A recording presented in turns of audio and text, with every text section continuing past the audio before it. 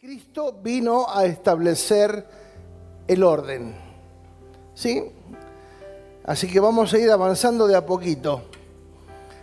Hablamos también de una reforma consciente, que es interesante saber que en la iglesia necesitamos seguir trabajando acerca de una reforma consciente, o sea, con el conocimiento, el entendimiento de observar, de estar enfocados en cosas importantes, ¿sí?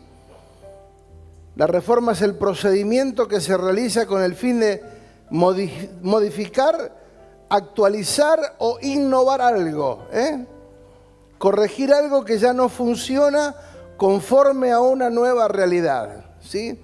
Y en muchos aspectos la iglesia ha tenido o ha sufrido por años el estancamiento, se ha quedado sin reformar muchas cosas que son vitales en este tiempo y para la vida y salud de la iglesia. Muy bien, pero como vamos a hablar en el orden, Dios es orden, todo lo que Dios hace, lo hace dentro de un orden. Dios no se mueve fuera de lo que sea un orden. Dios avala, respeta, acompaña, ¿sí?, todo lo que está dentro de su orden, ¿sí? Todo lo que hacemos fuera del orden de Dios es pura y exclusivamente nuestra absoluta responsabilidad. ¿Está claro? Entonces, no hay nada, Dios no tiene ningún compromiso en respaldar, en responder oraciones que estén dentro de un contexto de desorden. ¿Sí? ¿Se queda claro? Por eso queremos hablar de orden, porque en la medida que entendamos esta palabra, orden, vamos a tener en claro qué arreglos, qué modificaciones, qué mejoras, qué decisiones tomar para ajustarnos al orden de Dios, ¿sí? Todo en la vida tiene un orden, no todo se respeta, lamentablemente, pero cuando algo no se respeta también hay consecuencias. El orden es fundamental, ¿sí? ¿Qué significa orden? Busqué las definiciones en el original y busqué definiciones comunes. Dignidad oficial, rango o carácter, sucesión fija, arreglar de manera ordenada, asignar o disponer, dedicar, establecer, poner, señalar, colocación de las cosas en el lugar que corresponde. El orden es una secuencia en la cual se disponen cosas, ideas o personas en un espacio o tiempo determinado que facilita la comprensión, el acceso y la utilización de elementos organizados. Algunos ejemplos serían el orden alfabético, el orden numérico, el orden de prioridades, etcétera, etcétera, etcétera. En Ushuaia, cuando fui, entré a trabajar en una fábrica de lavarropas, una de las más conocidas en ese momento. Y yo estaba en la línea, lo que se llama la línea de montaje. Yo estaba en la parte donde soldamos el cuadrado de lavarropa de chapa, que primeramente salía la chapa sola y entraba por una máquina que hacía el molde, y después entraba el sector donde estábamos nosotros, que soldábamos con las máquinas, que se llamaba la calecita, porque eso permanentemente giraba y cada uno en su sector tenía que hacer soldaduras específicas. Y así la línea de montaje seguía hasta que al final del montaje terminaba el lavarropa hecho, ¿sí? No sé en cuántos minutos, pero era algo que sacaba, no sé si 600 lavarropas por día. Una cosa tremenda, en 8 horas, una velocidad impresionante. Digo para que entendamos el orden, ¿sí? porque sería imposible que fuera de ese orden de línea, de equipamiento, de preparación, de uso, de equipar algo, si no estuviese ordenado, no creo que en pocos minutos se podría lograr, ¿sí? En esa línea de montaje todo tiene que estar estrictamente aceitado y cada uno tiene la herramienta precisa en el lugar preciso y lo tiene que hacer en el tiempo preciso, porque esa es una línea que sigue y no para. Entonces el montaje tiene que ser preciso. ¿Por qué? Porque hay un orden. Ese orden lo estableció algún ingeniero dentro de la fábrica o fuera, contrataron ingenieros que dicen, bueno, la línea va a ser esta, cada uno va a estar en un sector y así sucesivamente para que el lavarropa termine armado en tantos minutos. Luego de ahí pasaba a ser probado y después de la prueba era ya preparado para la venta. Entonces, cuando hablamos de algo así preciso y tan interesante, una obra de ingeniería, alguien que pensó, diagramó, estableció eso para que en el orden todo suceda correctamente, cuando uno va a algo mucho mayor como es la creación, Dios estableció un orden desde el principio, ¿sí? Y ese orden, Dios puso la regla, Dios puso la norma, Dios puso en qué prioridades cada cosa. Dios estableció un orden, la vida tiene un orden. De hecho, que el hombre nace, vive y muere, tiene un orden, ¿sí? Y de ese orden no se escapa nadie, porque ya fuimos ordenados de esa manera, ¿sí? Entonces, siempre hay una obra de ingeniería pensada y diagramada.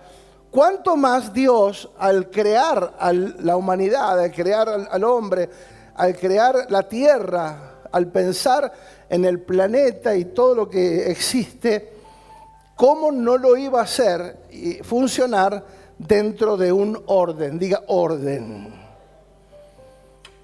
Muy bien. El tema es que el verdadero orden para nuestra vida hoy es Cristo, ¿sí? Cristo es el orden. Lo que emana, lo que sale de Cristo es orden. Todo lo que no está relacionado a Cristo no tiene que ver con el orden de Dios puntualmente. Ninguna religión puede atribuirse a sí mismo, aunque lo hacen, la capacidad de decir nosotros tenemos la verdad absoluta. Porque el verdadero orden de la verdad que está en Cristo es la única que contiene el verdadero orden, la verdad que está en Cristo. Por eso dice, conocerás la verdad y la verdad te hará libre. No dice sentirás la verdad. Conocer la verdad involucra entendimiento y comprensión. Pero en el plano en que nosotros estamos, hay dos fuentes de orden. El orden natural, como decía recién, mantener la pieza ordenada, mantener el patio ordenado, qué sé yo, todas las cosas en las cuales necesitamos orden, ¿sí? Necesitamos un orden para funcionar, y más cuando hay convivencia. Hay dos fuentes de orden, el orden natural, en el orden natural de las cosas, donde vivimos, donde habitamos, donde compartimos, y el plano de lo celestial o eterno, ¿sí? No hace falta mucho para darnos cuenta que el orden desde el plano natural no es tan eficiente. Permanentemente hay que estar corrigiendo, cambiando, haciendo, ¿sí? El mundo dice estar en orden y está en un caos permanente, entonces es difícil avanzar en eso, ¿sí? Entonces, no se necesita fe ni mucha revelación para entender que en el orden natural fracasamos, ¿sí? le intentamos o intentamos hacerlo, o por un tiempo lo hacemos, aunque hay personas que son muy ordenadas y está bien, no necesitas fe para ser ordenado en tu vida, ¿sí? Hay gente que es muy meticulosa, muy ordenada, ¿sí? Hemos conocido personas, yo al menos las que conocí fueron creyentes, hijos de Dios, ¿sí? Personas muy, muy estructuradas que vas a la casa, los jeans, las remeras por colores, toda una cosa, pero, ¿sí? Es una cosa interesante, ¿no? Y buena, porque uno a simple vista ve orden, ¿sí? Creo que nadie dice, vení, te muestro mi pieza. Pero nosotros hubieron personas que dijeron, sí, pasen, miren. Y la pieza era, sí, era un tablero de ajedrez, todo impecable, todo ordenadito, todo puesto ahí. ¡Qué bárbaro! Yo no lo he logrado todavía eso. Pero admiro a quienes lo logran. Pero bueno, para eso tampoco se necesita fe, porque es un principio, algo que cada uno lo tiene o no lo tiene. Ahora, si vamos al orden espiritual, como recién decía Facu también, el orden, en todas las áreas necesitamos estar ordenados. Entonces, en el orden espiritual es fundamental reconocer que la única fuente de orden está en Cristo, ¿sí? No hay otra cosa. Entonces, lo que necesitamos definir para la vida es reconocer nuestra posición, ¿sí? ¿Cuál es nuestra posición en Cristo? ¿Y qué es lo que yo poseo en Cristo? Porque yo no me puedo ordenar si no sé lo que tengo. ¿Cómo voy a ordenar lo que no sé que tengo? ¿Se entiende? Entonces, cuando nosotros entendemos que tenemos la mente de Cristo, que fuimos bendecidos en Cristo, que fuimos sentados en lugares celestiales en Cristo, o sea, hay un orden. Hay un orden donde todo lo espiritual, legal, ya está establecido en Cristo cuando dijo, consumado es. Entonces, hay cosas que ya están establecidas y no se van a modificar y que ya no fueron dadas, ¿sí? Ya no fueron dadas. Todas las promesas ya no fueron dadas en Cristo. Son todas sí y amén. Entonces, ya todo está dado. Ahora es necesario que nosotros aprendamos a administrar en el orden correcto. ¿Amén o no amén? Lo que necesitamos definir entonces es eso. La nueva vida que tenemos viene de Cristo, ¿sí? Hay muchas cosas para decir, pero quiero dejar una base del orden que vamos a hablar en los próximos días. La vida que nosotros recibimos de Cristo, ¿de qué orden viene? ¿Natural o espiritual? ¿De abajo o de arriba? Para que tengamos una idea, ¿sí? Entonces, ¿en qué plano nosotros vamos a funcionar correctamente? Espiritual, ¿sí? Nosotros queremos muchas veces usar la vida de Cristo, pero movernos en el orden natural. Y eso no funciona. La vida de Cristo está para que nosotros la vivamos en el orden en que Él lo estableció. ¿Se entiende? No hay otra manera. O mejor dicho, sí, hay otra manera, pero no va a resultar. Porque si Él me dio una vida para que yo la viva dentro de una dimensión, dentro de un ámbito, dentro de principios, dentro de valores, dentro de la estructura que Él dejó establecida en su palabra, y yo no lo veo, o no lo creo, o no lo vivo, o no lo aplico, no va a funcionar.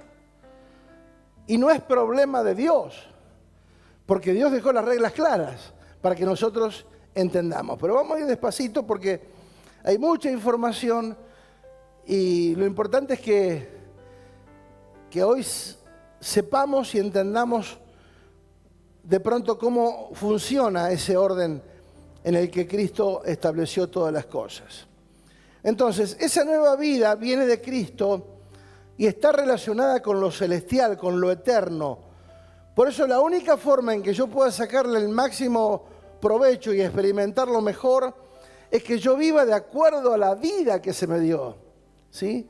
Y esa es la vida que Cristo nos dio. En esa naturaleza nosotros tenemos que funcionar. La vida que nos dio en Cristo no es para sobrevivir en la tierra, sino para gobernar en Cristo. Entonces, como no tenemos todavía o no hemos alcanzado a comprender, y me involucro obviamente todo lo que tiene que ver con esto, con gobernar en vida, pues fuimos llamados a gobernar, no a sobrevivir en la tierra. Pero cuando nosotros tenemos un mal concepto de Cristo, tenemos un mal concepto de Dios, ¿sí? Cuando nosotros tomamos lo de Dios y lo aplicamos a nuestra manera, no nos va a funcionar. Pero vamos por orden, por favor. En el principio uno lee Génesis y encuentra que la tierra estaba desordenada y vacía. Dios no crea el desorden. En algún momento la tierra estuvo ordenada y se desordenó. Eso ya lo hablamos hace un tiempo, pero no quiero enfatizar demasiado. Entre el versículo 1 y 2 aparentemente hubo una crisis donde creemos que el diablo fue arrojado y provocó el caos y el desorden. Ahora, aún así dice que el espíritu fluía, andabas alrededor, sobre. Entonces, Dios termina hablando y empezando a ordenar todas las cosas. Entonces, en Génesis 1, Dios ordena todo. Cuando todo está ordenado, crea al hombre. Al hombre lo crea dentro de un orden y para un orden. Adán fue creado en un orden y para un orden. ¿Sí? Entonces, él tenía la imagen y semejanza de Dios y tenía una función de administración y de gobierno. Pero el hombre decide abandonar, cambiar o reemplazar el orden de Dios y buscó algo de acuerdo a sus emociones. Dejó lo eterno por lo natural. ¿Sí? Eso lo conocemos. Ya lo hemos hablado. Cuando este plan falla, aparentemente, Dios ya se había propuesto desde antes de la fundación del mundo que Cristo viniese a la tierra. ¿Sí? Entonces, ya estaba previsto la solución de esa situación. Ahora, quiero hacer un paréntesis, que muchas veces nosotros seguimos cambiando lo eterno por lo natural.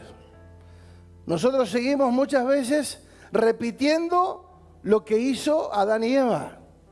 Dejar lo que Dios le había dicho por ir detrás de algo que satisfacía sus emociones.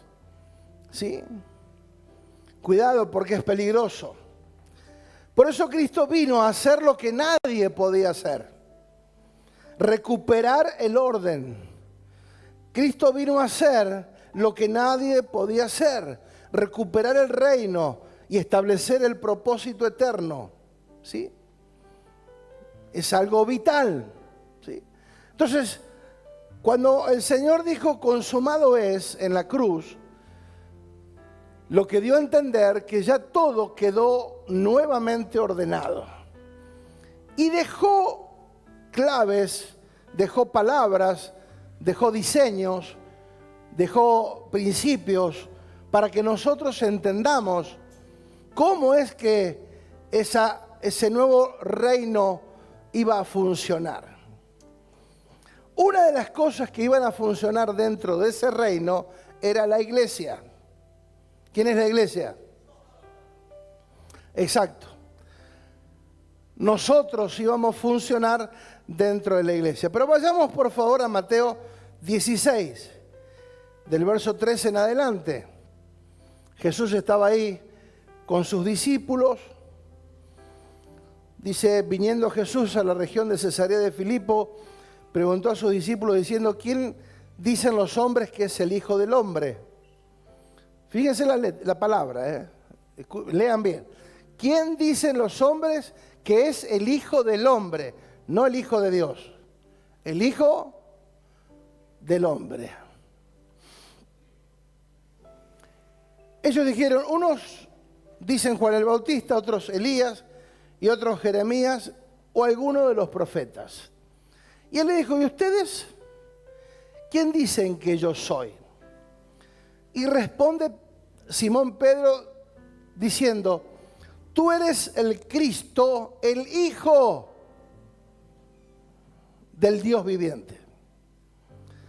Hace una aclaración que no es inocente. Tú eres el Hijo, tú eres el Cristo, el Hijo del Dios viviente.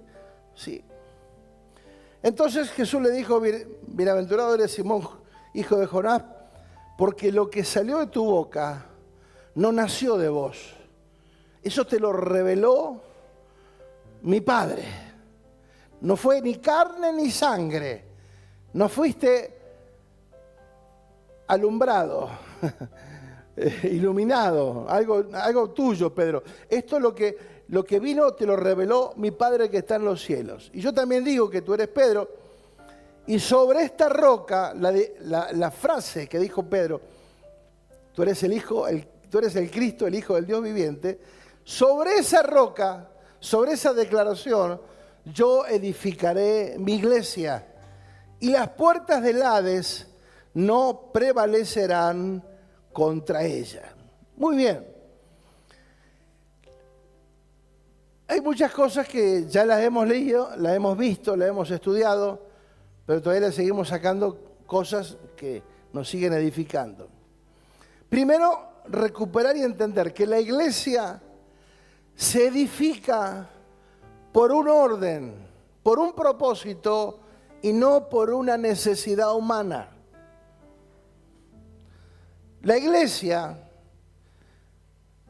que el Señor iba a edificar no nace producto de una necesidad humana, sino para la operatividad de un propósito. Diga propósito. Entonces, a muchos de nosotros nos dijeron que cuando llegamos a Cristo llegamos por causa de un problema. De hecho que siempre testificamos eso, ¿o no? Cuando alguien pedía que testifiquemos, ¿cómo llegaste al Señor? Y yo estaba en problema. Entonces, siempre nos dijeron eso. Y de hecho que avalaban los que nos escuchaban. Ah, claro, que viniste, no. La necesidad fue la excusa para el Señor introducirnos en el propósito. La vida del cristiano es el propósito. Si nosotros no entendemos el propósito, amados, no entendemos la vida cristiana. Porque la vida cristiana está íntimamente relacionada, ¿sí?, con un propósito, con el propósito eterno. Y aunque ya lo hablamos esto también. Entonces no llegamos a Cristo por la necesidad. La necesidad fue la excusa. Fuimos salvos para ser incluidos en el propósito eterno. Porque ¿qué pasa que cuando nosotros nos quedamos en la estación de la necesidad? ¿Sí? Todo lo que me lleva a relacionarme con Dios, a tener comunión con Dios, va a estar basado en una necesidad. Y ese no es el objetivo. Jesús, venían a Él y Él los sanaba, pero Jesús no andaba diciendo, vengan que yo los voy a sanar, vengan que... No. En ningún momento Jesús predicó eso. ¿Que tiene poder para sanar? Sí. ¿Que tiene poder para liberar? Sí. ¿Que Él quiere hacerlo? Sí. Pero esa no es la primera función. O sea, porque siempre nos hablaron de la necesidad. Vinimos a Dios por una necesidad. No, la necesidad fue la excusa. Para que el Señor nos pueda introducir en un propósito eterno que Él ya tenía preparado desde antes de la fundación del mundo. O sea que nada para Dios lo agarra de casualidad, ni fue algo improvisado. No, todo estaba previsto. Por eso dice la palabra en Romanos que a los que predestinó, a los que conoció, a estos predestinó. ¿Sí? Entonces es saber que hay algo maravilloso y que Dios quiere usarnos, pero tenemos que entender que la salvación está relacionada puntualmente con un propósito. De hecho que cuando Jesús fue al estanque de Betesda, sanó a uno solo, no a todo el estanque. El estanque estaba lleno de enfermos, Pero no sanó a todos, sanó a uno. ¿Sí? Cuando resucita Lázaro, a Lázaro, no a todos, a Lázaro. Entonces, no es que el Señor estaba promocionando los milagros. De hecho, que muchas veces que Él hacía un milagro decía, no lo comenten, no lo hablen. Porque no era la motivación. Porque ya de por sí la gente se acercaba a Él por los panes y los peces. Él sabía que la gente estaba más deseosa por lo que Él hacía por ellos que por su persona o por sus enseñanzas. ¿Sí? Y en el mundo en que estamos, hoy todavía sigue siendo esa muchas veces la motivación para acercarme a Dios, a ver qué beneficios yo tengo, a ver qué me da. Yo estoy en problema, me tiene que solucionar el problema. Entonces cuando nosotros nos conectamos a Dios por el problema y estamos ligados a Dios con ese problema, nuestra vida siempre va a estar relacionada con problemas. Y el día que Dios no me solucione mis problemas, me voy. Me desanimo y me voy. Porque tengo una crisis y no puedo salir de ella. Entonces, siempre va a estar pendiente del milagro en lugar de crecer, madurar y resolver lo que tengamos que resolver nosotros. ¿Se va entendiendo?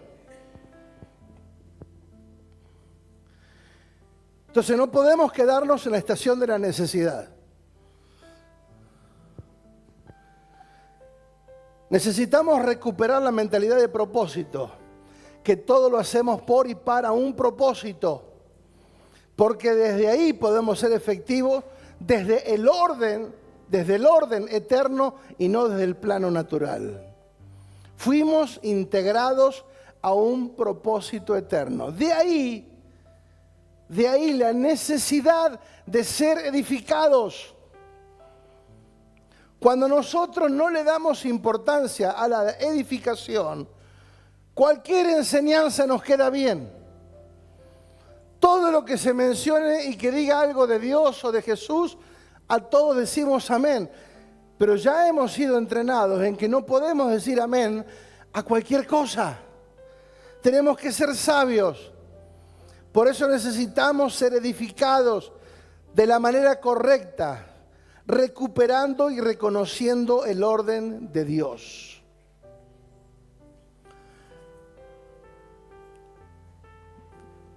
Cuando nacimos de nuevo, cuando conocimos a Cristo, ¿qué nos dijeron? ¿Qué era lo más importante? Que nos vamos, si te morís, te vas con el Señor. Si hoy te morís, te vas con el Señor. ¿O no? A muchos nos dijeron eso. ¿Sí? Pero yo no fui salvo para ir al cielo. Fuimos salvos para entrar en un propósito. Fuimos salvos para participar dentro del propósito eterno. Ir al cielo es la frutilla de la torta. ¿Sí? En algún momento se logrará. Pero inicialmente y para esta tierra fuimos salvos para entrar en el propósito eterno, para ser participantes de ese propósito eterno. Por eso y específicamente dice que las puertas del Hades no pueden prevalecer contra la iglesia. ¿Qué significa prevalecer? Las puertas del Hades no pueden vencer, derrotar o superar a la iglesia, porque la iglesia fue diseñada y edificada por Cristo. No hay forma que el diablo, que las puertas del infierno puedan vencer, superar a la iglesia. Porque esa palabra está relacionada con las puertas del infierno no pueden prevalecer. Significa que nosotros no estamos en la retaguardia esperando el golpe, sino que estamos avanzando, ¿sí? Y somos nosotros los que atacamos, los que avanzamos, los que conquistamos, somos nosotros. Amén. Por eso es importante entender que la iglesia no fue diseñada para perder, sino para ganar. La iglesia fue diseñada para gobernar, no para ser gobernada. La iglesia fue diseñada para caminar desde los lugares celestiales. Pero por alguna razón bajamos y andamos en la tierra peleándonos entre nosotros o peleándonos con los demonios, peleándonos con el diablo, cuando nosotros fuimos sentados en los lugares celestiales para gobernar. Algo nos pasó. Algo dejamos de entender o algo entendimos mal. O nos vendieron todo mezclado porque no es el ámbito de la iglesia. La iglesia está para gobernar. El infierno no puede venir en contra, no puede vencer, no puede superarnos, no puede derrotarnos. Porque la iglesia es el diseño de Dios. ¿Amén o no amén? Por lo tanto, si es el diseño de Dios, funciona. La iglesia camina en el poder de Cristo, del Cristo resucitado. Por eso tiene demasiado poder y demasiada autoridad. Ahora, ¿qué iglesia? La iglesia que está siendo edificada por Cristo. Ojo, no cualquier congregación. Estamos hablando de la iglesia, no de una congregación. La iglesia que está edificada por... ¿Quién es la iglesia? La iglesia que está edificada por Cristo es vencedora.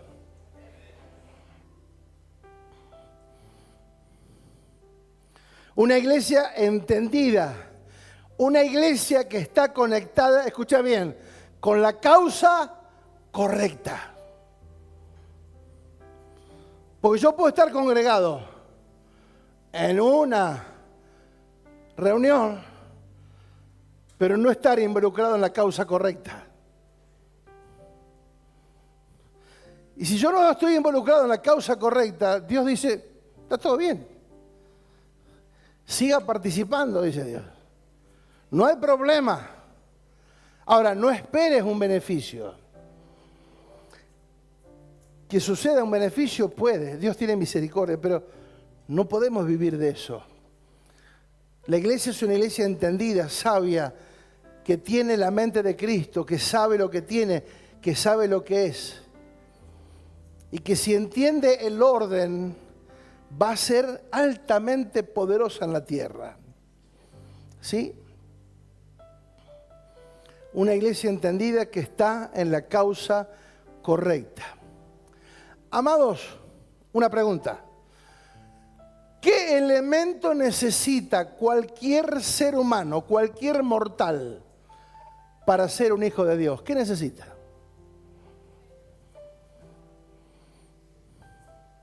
Además, ¿qué es lo que necesita para ser iglesia? ¿Qué es lo que necesita?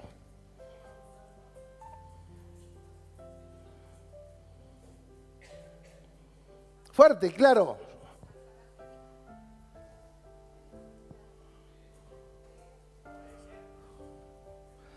Nacer de nuevo. Si no nacemos de nuevo, por más que nos congreguemos 1000 años, no somos hijos. Lo que cualquier mortal necesita para ser iglesia es haber nacido de nuevo. Si nacimos de nuevo, si tenemos la naturaleza de Cristo, ¿sí? Somos hijos. Y por ser hijos somos iglesia. Somos iglesia. ¿Se entiende? Ese nacimiento no es del alma ni de lo natural. Es del plano espiritual.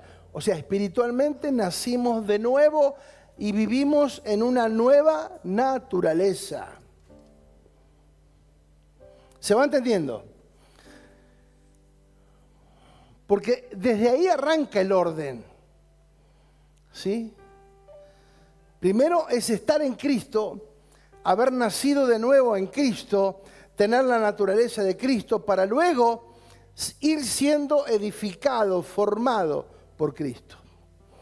Esto es un poco la plataforma que vamos a ver durante estos meses y seguramente durante todo el año, porque el orden es algo que siempre va a estar y tiene que estar en todo lo que nosotros hagamos, ¿sí?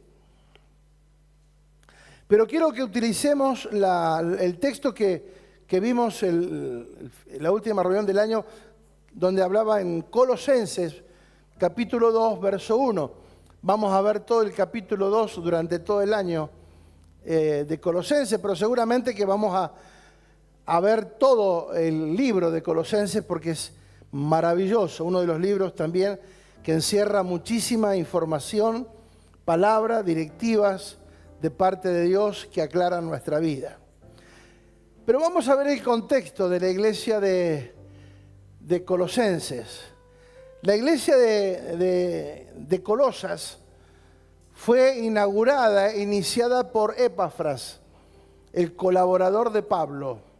Pablo en ese momento estaba preso, no tenía forma de acceder personalmente a la congregación o a la iglesia que estaba en Colosas, la iglesia de Colosenses.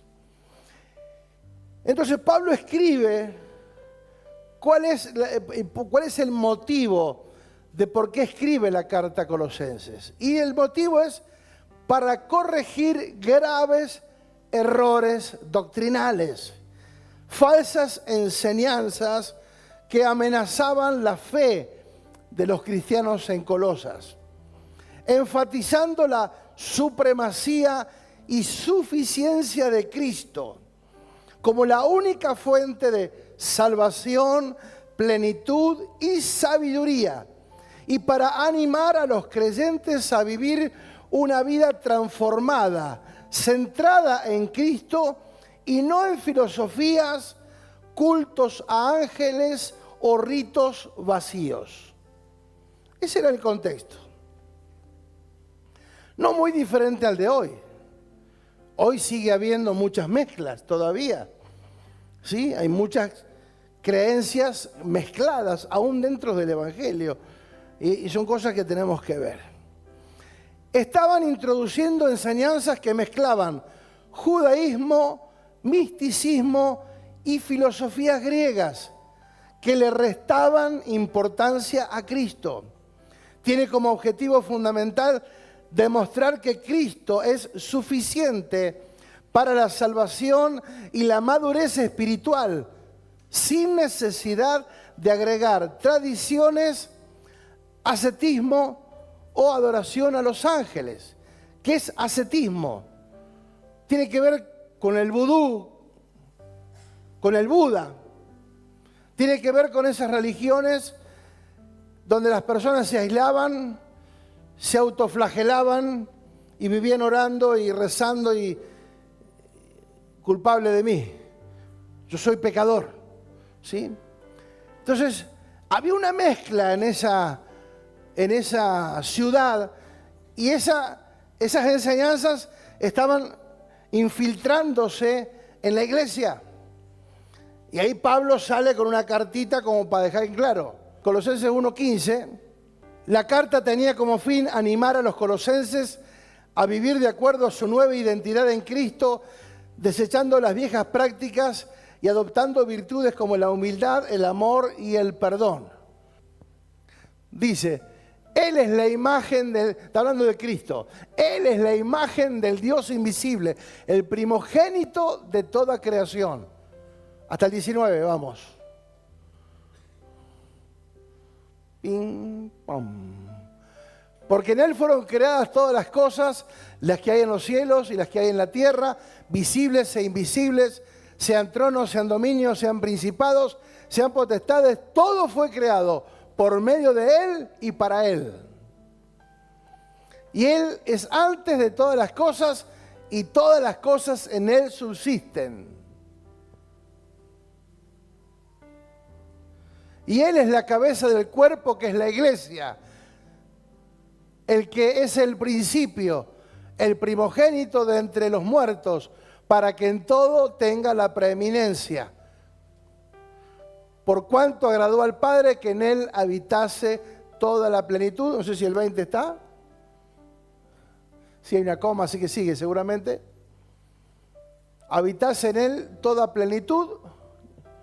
Y el 20 dice, y por medio de Él reconciliar consigo todas las cosas, así las que están en la tierra como las que están en los cielos, haciendo la paz mediante la sangre de su cruz. Interesante, Cristo es el centro, Él es todo. Lo llena todo, todo por Él fue creado y todo por Él subsiste. ¿Sí? Entonces, Pablo le escribe una carta aclarando todo tipo de confusión, porque esa era un poco la idea. En el resumen, Pablo escribe para asegurar a los colosenses que solo en Cristo encuentran la verdad completa y la vida plena, protegiéndolos del engaño y guiándolos hacia una fe madura y centrada en el Salvador. ¿No? Entonces, qué interesante, en ese contexto, vemos cuán importante es la edificación. Cuando aparece el error, cuando aparece la amenaza, cuando aparece influencias de religiones que quieren mezclarse, automáticamente Pablo como apóstol, pero también como un maestro revelacional, les enseña, les corrige lo que está deficiente. La importancia de la verdadera enseñanza. Y ahora sí, vamos a Colosenses capítulo 2, verso 1, porque quiero que sepan cuán grande lucha sostengo por ustedes, por los que están en la Odisea y por todos los que nunca han visto mi rostro. Interesante, Pablo está preso. Hay personas que nunca lo vieron. Es más, hay personas que nunca lo van a ver, que nunca lo van a conocer. Pero sin embargo, esas enseñanzas, esas palabras, pero puntualmente dice, cuán grande lucha sostengo por ellos. O sea, a Pablo no le daba lo mismo. Pablo no miraba para otro lado. Él se enteró porque él recibía informes. Estaba preso, les comento, y él recibía los informes, los partes. Tenía colaboradores que le traían a la cárcel los, Colosenses está esto, Corintio acá, Efesios esto, Roma acá está pasando por esto. Y Pablo leí, mandaba carta, sin salsa, ¿sí?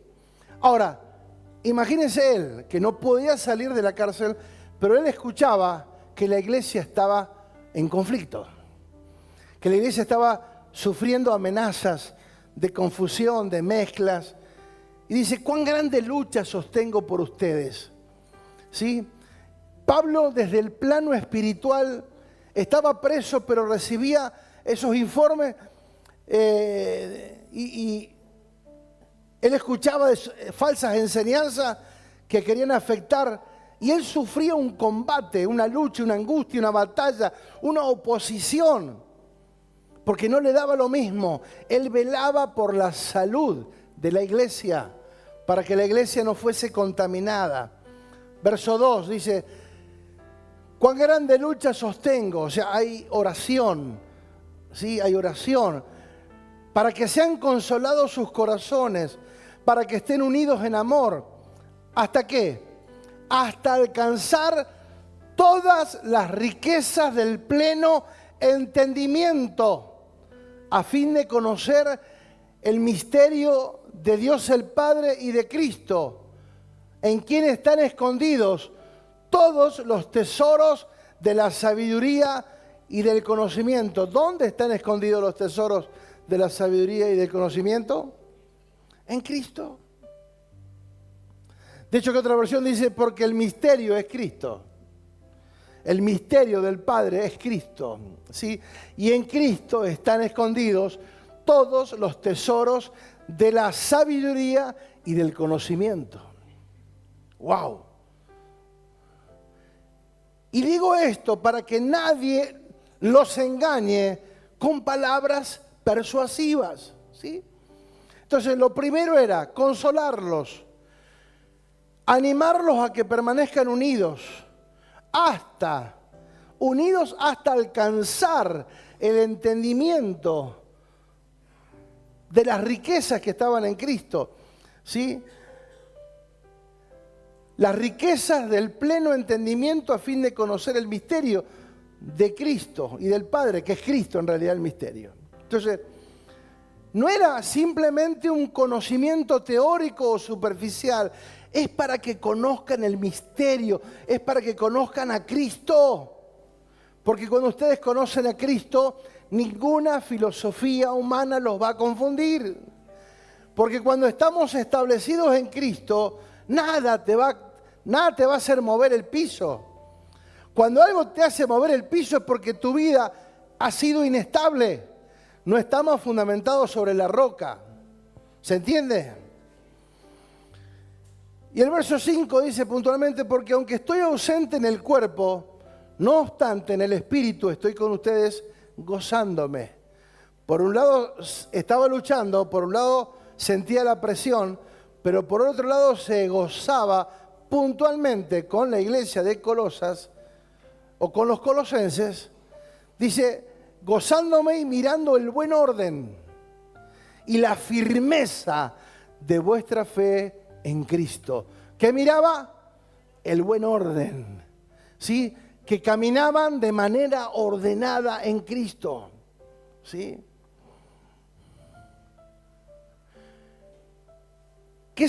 ¿A qué se refiere cuando hablaba del orden? Se refiere a la disciplina, a la organización y firmeza militar y espiritual de los creyentes.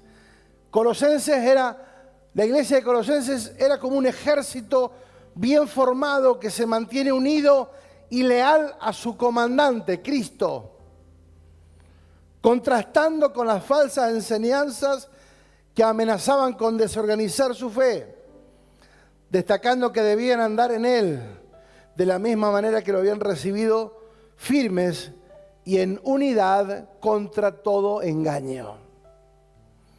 Amados, eso es vital. Si nosotros no nos unimos,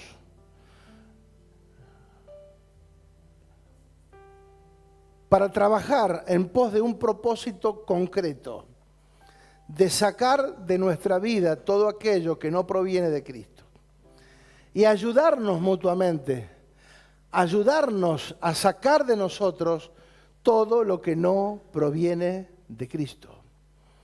Porque muchas veces solo no podemos, pero como somos iglesia y somos cuerpo, ¿sí? Juntos estamos para trabajar disciplinadamente, para ayudarnos de manera firme y concreta a liberarnos de situaciones de nuestra vida que no provienen de Dios y que nos están estancando, nos hacen ser inestables, vamos y venimos. O sea, toda esa situación que muchas veces vivimos tiene que ver puntualmente con la falta de firmeza y estabilidad en el orden correcto que Dios ha establecido.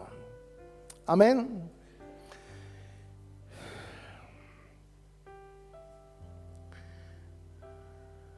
¿Qué pasa que cuando alguien ordena algo, ¿sí? ¿Cuántos ordenados u organizados tenemos acá? A ver, sinceramente. Bien. 2, 3, 5, no son muchos, pero sí. ¿Qué pasa? Que cuando vos vas a un lugar, a tu pieza o al lugar donde sea, y acomodás todo perfectamente, y venís al rato y algo fue sacado de ese orden, el que ordenó se da cuenta enseguida, ¿o no? ¿Quién me tocó esto? Porque está salidito un poquito y alguien tocó. Yo no lo dejé así. Sí, porque los que somos medio maniáticos, yo lo dejé así, ahí. Tiene que estar así. No, yo no toqué. En casa tenemos un problema. Las cosas se mueven solas. Las cosas se mueven. Estaban acá y están allá. ¿Quién la tocó? Nadie. Nadie. Pero las cosas se movieron. Amado, cuando todo se ordena y algo se sale del orden, se nota. ¿Sí? Entonces, como Dios estableció el orden, Él sabe y reconoce lo que está fuera de ese orden. ¿Sí? Pero Él es Padre, no viene para matarnos, no viene para condenarnos, viene para corregirnos. ¡Ey! Esto está fuera del orden. Esto lo tenés que acomodar de esta manera. ¿Se entiende? La palabra no viene para juzgar o para condenar. La palabra viene para que nosotros recuperemos el orden. Porque cuando recuperamos el orden, ¿qué recuperamos? La efectividad.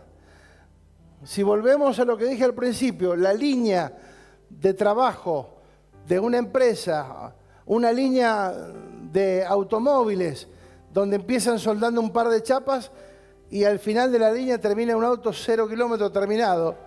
Entonces, si en el proceso algo se sale del orden, tienen que parar la línea y es pérdida.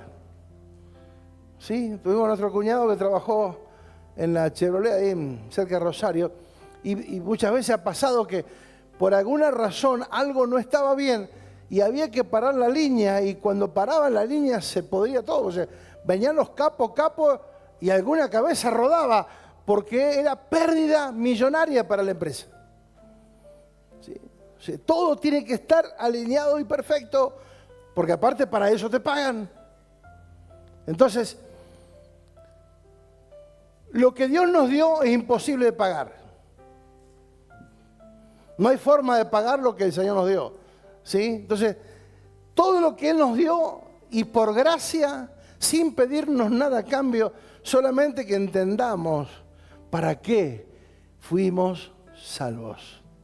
Diga, para un propósito. Cuando en una orquesta, Ana, o en la banda, cuando alguien desafina, ¿se nota o no? Sí. Por ahí pero los que más lo notan, los que están tocando. Pues saben, o están cantando, saben que le erraron. ¿Sí? Por ahí los que estamos acá medio distraídos, pasamos por alto. Si no, pero me equivoqué una nota. Claro, porque cuando te equivocas una nota, ¿qué pasa? Desafinás. ¿Sí? Si eso lo llevamos al plano de una construcción de una casa, un edificio, y bueno, sí, le erramos. Ya no solamente que desafinás, se te puede caer el techo encima, que eso es más complicado todavía. ¿Sí? O sea, todo lo que no hagamos en el orden correcto es peligroso. Muchas veces hablamos de la edificación de las dos casas, ¿se acuerdan? La que estuvo sobre la roca y la que estuvo sobre la arena. El problema no era la edificación, porque aparentemente las dos casas fueron edificadas iguales. La diferencia, ¿dónde estaba? En el terreno, en las bases. Una fue sobre la arena y otra fue sobre la roca. ¿Quién prevaleció? La que estuvo sobre la roca. ¿Por qué? Porque respetó el orden. ¿Se entiende? Entonces, cuando seguimos el orden correcto, la tormenta va a venir. No es que la tormenta no va a venir. Pero qué importante que cuando venga la tormenta yo esté tranquilo, esté seguro, esté confiado. ¿Sí? Esta semana escuchaba el testimonio de un hombre de Dios, un predicador, que perdió un hijo. Y él cuenta el testimonio, estaba hablando, en realidad le empezaron a preguntar acerca de esa experiencia. Y entonces ellos me dicen, mi hijo estaba internado, venía con algunos problemas en su cuerpo, con enfermedad, complicaciones. Y habían invertido todo lo que tenían. De hecho, que les llevó la casa, les llevó todo lo que tenían, todo.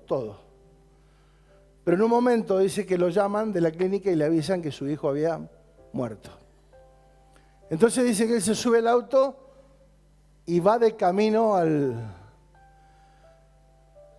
hospital. Entonces le preguntan, ¿qué sentías en ese momento? Y él dijo, en lo único que pensé es dónde estoy parado. En lo único que pensé es en el fundamento, en Cristo. Porque si no fuera por Él, difícilmente es superar un momento así. ¿Sí? De hecho que encima tiene una experiencia muy particular porque llega un semáforo y un chico le golpea el vidrio. Cuando él mira al chico, ve el rostro de su hijo en el chico que le está golpeando un vidrio para pedirle una moneda. Y ahí Dios le dice, ¿sabes por qué vos le das una moneda tratando de satisfacer tu conciencia? Porque no ves a tu hijo en ese niño. ¡Wow! Tremendo. Tremendo, amados. ¿Dónde está nuestra confianza? ¿Dónde está nuestro fundamento? Todos fuimos edificados a lo largo de la vida. Todos recibimos palabras. Pero ¿de qué manera fuimos edificados?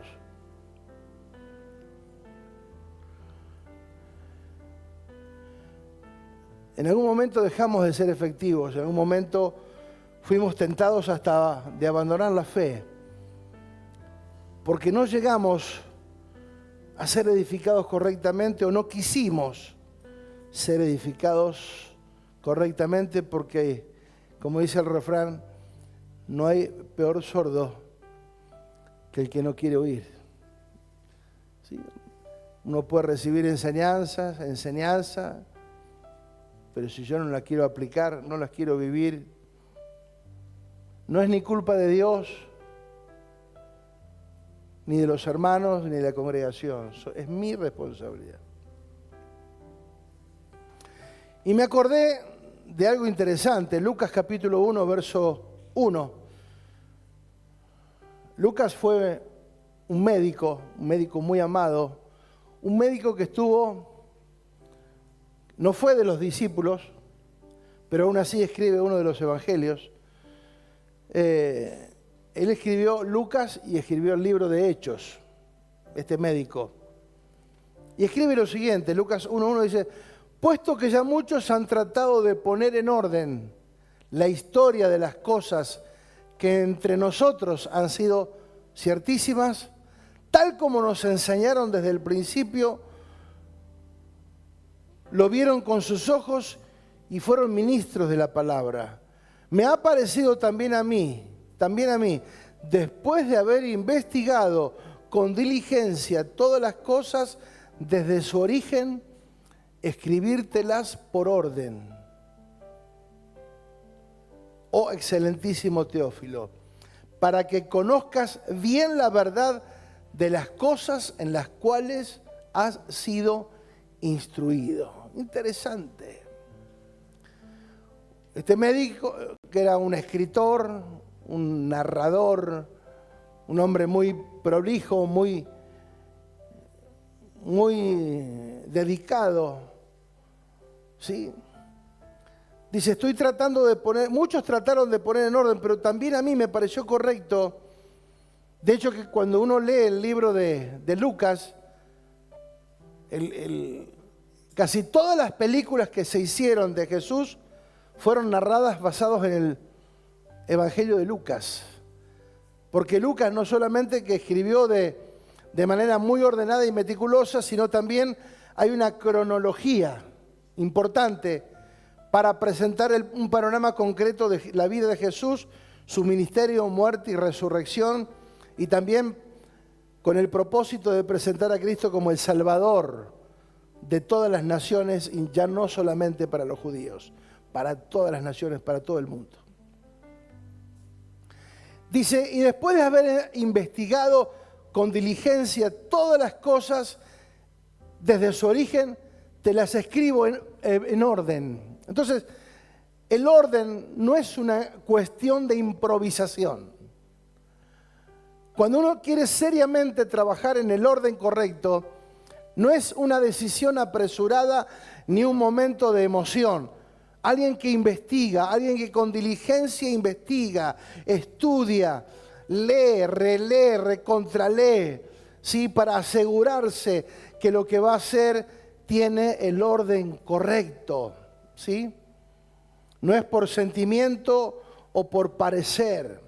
1 Timoteo 3:14 dice, esto te escribo, aunque tengo la esperanza de ir pronto a verte, para que si tardo sepas cómo debes conducirte en la casa de Dios, que es la iglesia del Dios viviente, columna y baluarte de la verdad.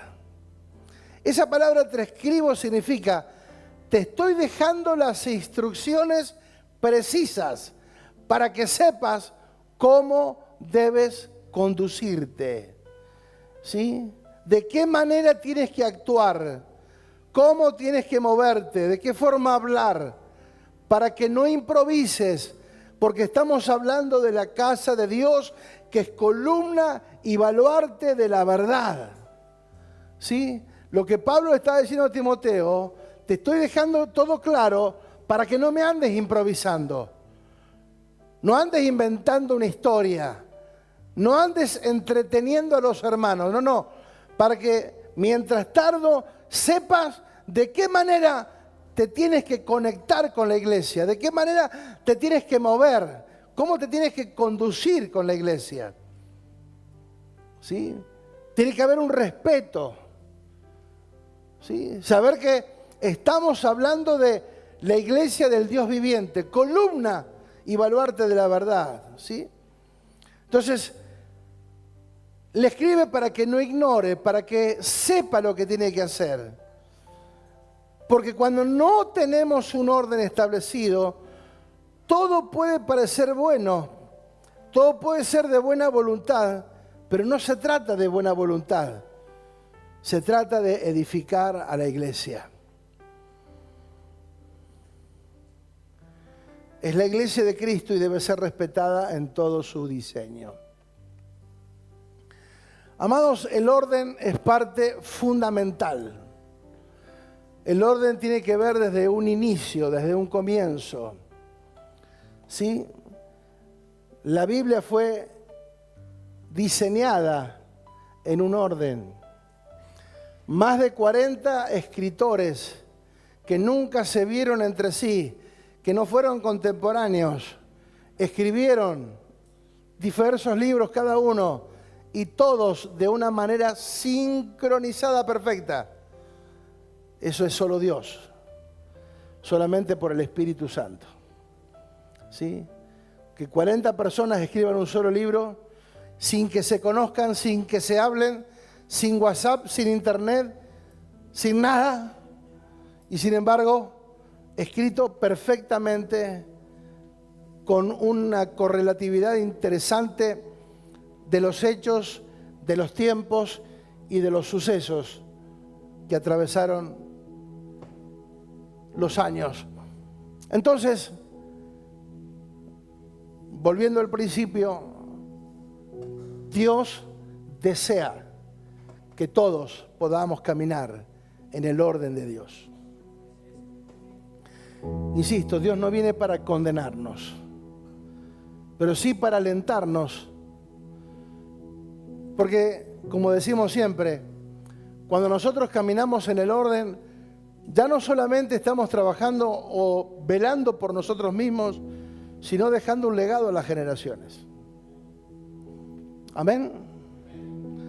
Entonces, cuando nosotros nos movemos de manera ordenada, ¿sí? Y con conciencia. Ayer tuve la posibilidad de hablar con un muchacho, un joven, un hombre de Dios. Y que dentro de todo lo que me decía, me enfatizó en varias oportunidades porque quiero dejarle un legado a mis hijos. Quiero dejarles el ejemplo a mis hijos. Yo, qué bueno que estés pensando de esa manera. Qué bueno que estés proyectando tu vida de esa manera, porque somos responsables de nuestras generaciones. De alentarnos o desalentarnos. De motivarlos o de sacarlos del plano de la fe. ¿Sí? Y no es el diablo, no son los demonios, somos nosotros. Somos nosotros. Y Dios espera que nosotros seamos ordenados, que nos ordenemos, que dejamos de vivir por emoción para aferrarnos a la palabra y al Espíritu. Y si Dios lo dice, yo lo hago. Corta la bocha. O le creo o no le creo. Simple. Pero después no nos podemos quejar, a eso es lo que voy. Yo soy responsable de tomar o dejar. Pero si tomamos o dejamos, después nos tenemos que hacer cargo.